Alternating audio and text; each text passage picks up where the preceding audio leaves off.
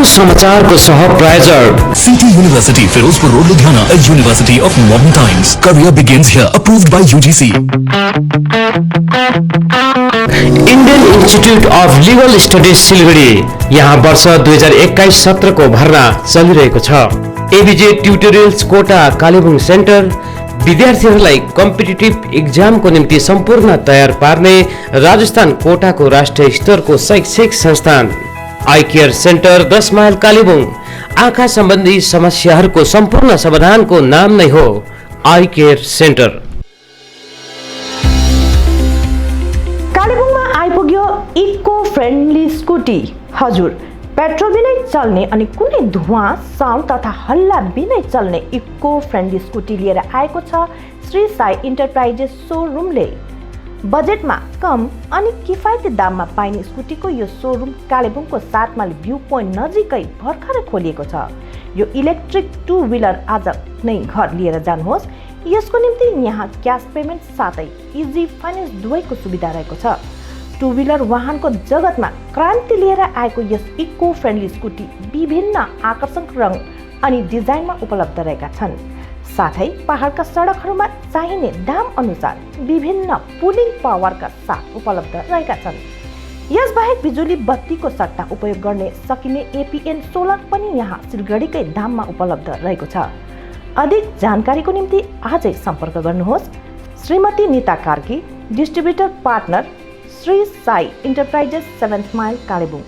सम्पर्क नम्बर 9679292356 अथवा 9547507324। Shri Sai enterprises 7 mile Kalimpong.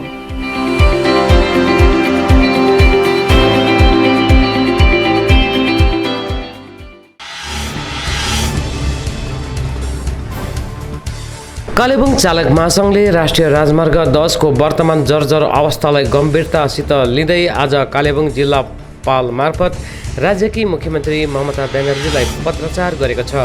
महासङ्घ अध्यक्ष महेन्द्र गुरुङ अनि महासचिव वाङदी तामाङको अगुवाईमा जिल्लापाल कहाँ गएको टोलीमा महासङ्घका प्रमुख कार्यकारी सदस्यहरू सामेल रहेका थिए।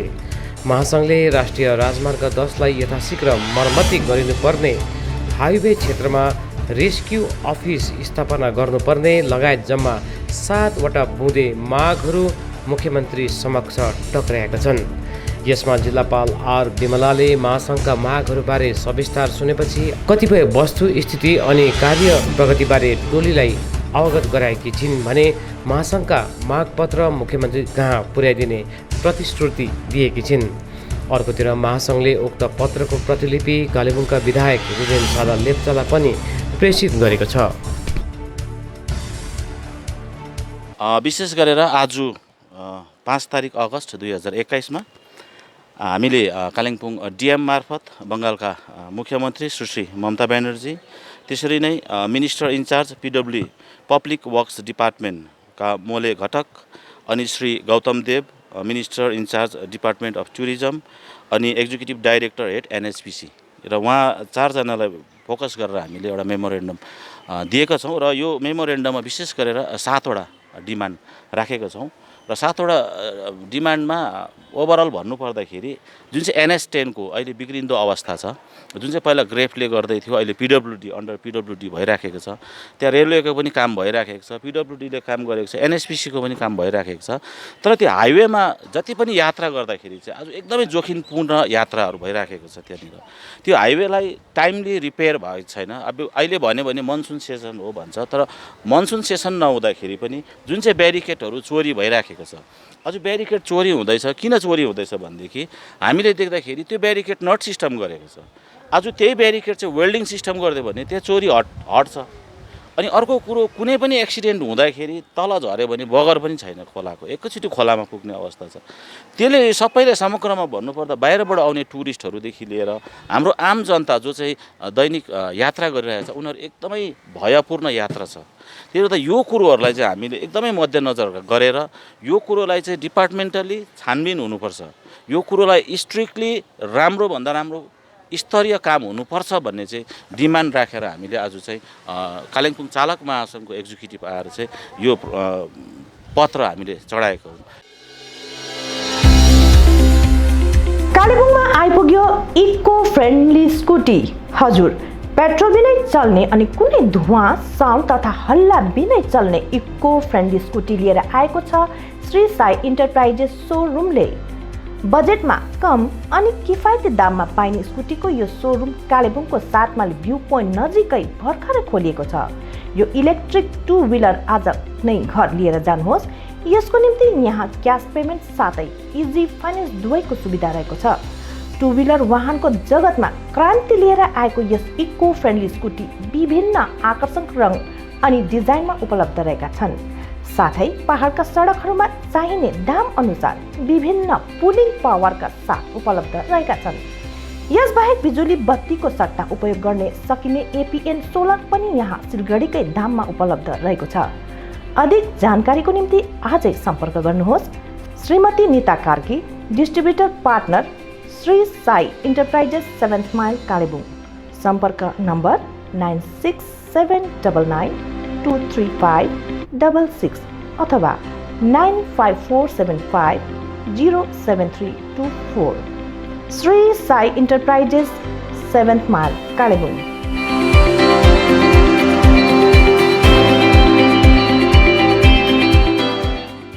यसमा अर्को एउटा थप जानकारी पनि तपाईँहरूलाई गराइराखिदिन्छौँ। हामीले 2010 देखि हामी कालिम्पोङ चालक महासङ्घले 2010 देखि नै NS10 मा एउटा रेस्क्यु अफिस हुनुपर्छ भनेर हामीले डिमान्ड राखेको थियौँ।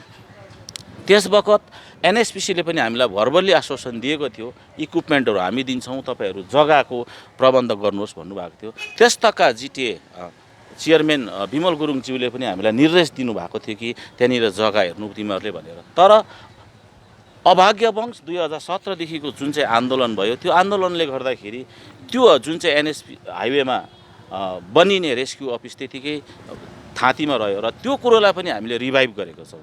अनि त्यो NS10 मा चाहिँ एउटा रेस्क्यु अफिस बन्यो भनेदेखि चाहिँ त्यहाँनिर इक्विपमेन्टदेखि लिएर कुनै पनि एक्सिडेन्ट भयो भने एक्सिडेन्ट हुँदाखेरि बचाउनुको लागि इक्विपमेन्टदेखि लिएर एउटा रिकभरी, एउटा एम्बुलेन्स, यो कुरोहरू पनि हामीले चाहिँ सोच राखेको छौँ र यो कुरो हामीले DM म्याडमलाई जनाएको छौँ।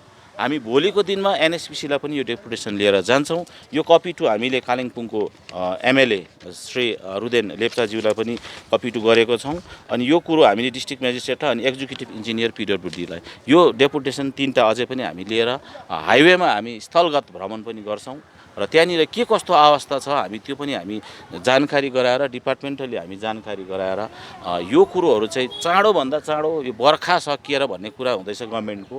तर हामी चाहन्छौँ बर्खामै भए पनि काम चाहिँ हुनुपर्छ त्यहाँनिर, अनि स्तरीय काम हामी चाहन्छौँ। किनभने हामीले गभर्मेन्टलाई लाखौँ रुपियाँ ट्रान्सपोर्टेसनबाट हामीले ट्याक्स तिरेको छौँ भनेदेखि हामीले हाम्रो पनि अधिकार हो, चालकहरूको अधिकार हो, चालकहरूकोले पनि बाटो राम्रो होस् भन्ने मांग हामी चाहिँ चालक महासंघद्वारा चाहिँ राखेको। हम लोग कल भी एक मीटिंग किया था with all the agencies, all the engineering departments, PWD, even the railway authorities, NHDCL, everybody were present in the meeting.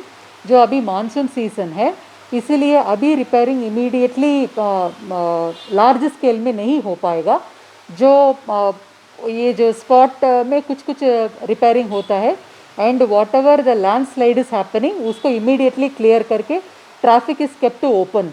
तो immediately after this monsoon season a large scale repairing work will be taken up by PWD National Highway Division, and also the stretches where there are certain approach roads, service roads of the railway project, that will all taken care by IRCON authorities. So we are trying our best to make this road NH10 pliable very smoothly immediately after monsoon. In लोगों का माने ये चालक जो महासंघ है, in लोगों की एक डिमांड है कि हाईवे के जगह में ये रेस्क्यू ऑफिस और रेस्क्यू का जितना भी जो माने सामान जो लगता है उसको भी इंस्टॉल करना माने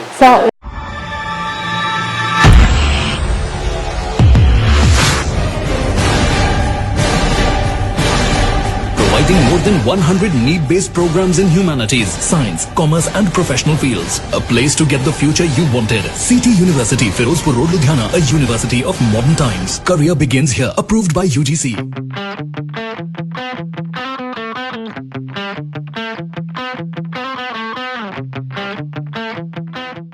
रेस्क्यू के लिए जनरली आप लोगों को तो पता है national highway is going along with Teesta river.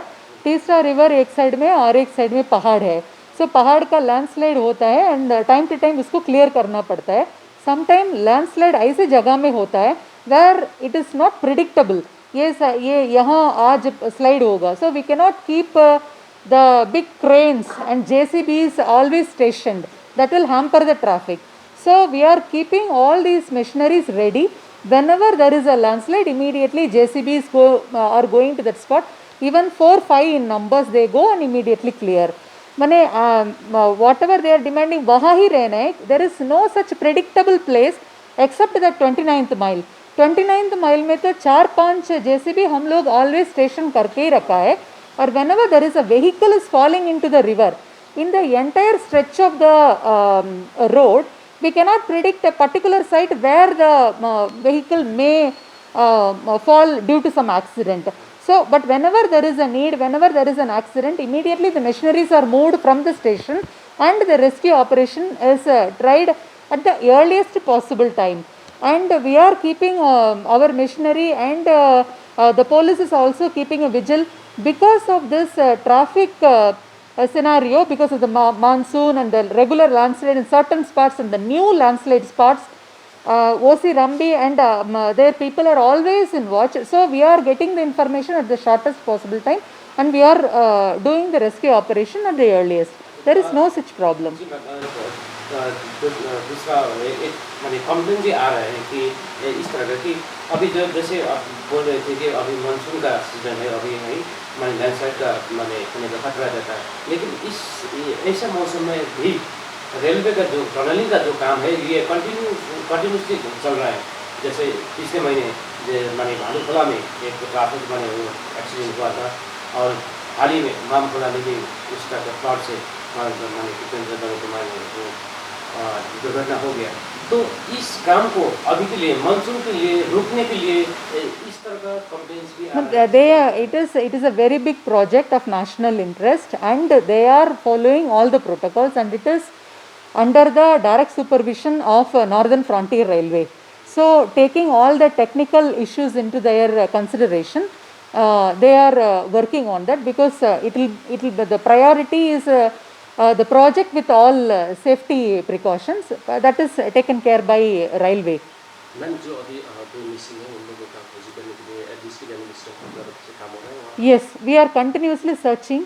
Our civil defense volunteers with the help of the local rafters continuously for all these days we are searching. Yesterday also there was a dead body found.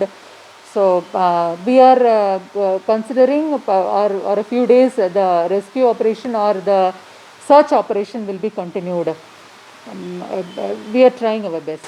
Ma'am जो राज्य सरकार की तरफ से उन लोगों को 2 लाख देने का जो बात आगे आएगा वो आप लोगों के थ्रू ही आएगा. तो इसके बारे में आपको कुछ जानकारी मिली है? जो अंडर डिज़ास्टर मैनेजमेंट यही से कोई फ्लड और लैंडस्लाइड से किसी का डेथ होता है एज पर प्रोटोकॉल हम लोग उन लोगों का पेपर्स प्रोसेस करके स्टेट गवर्नमेंट का जो कॉम्पनसेशन है द अर्लीस्ट हम लोग करवा देंगे. कालेबुङ महाविद्यालयको अनलाइन भर्नाबारे सूचना.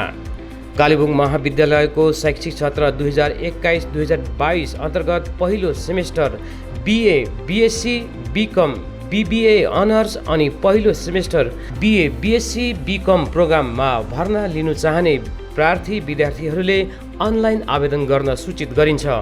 विद्यार्थीहरू जसले उच्चतर माध्यमिक परीक्षा अथवा कुनै मान्यता प्राप्त शिक्षा बोर्डबाट समकक्षी परीक्षा उत्तीर्ण गरेका छन् साथै इन्भाइरोमेन्टल स्टडिज अनि इन्भाइरोमेन्ट साइन्सलाई छोडेर अङ्ग्रेजी अनिवार्यका साथ कम्तीमा 4 वटा विषयहरू लिएर उत्तीर्ण गरेका विद्यार्थीहरूले भर्नाको निम्ति अनलाइन आवेदन गर्न सक्नेछन्.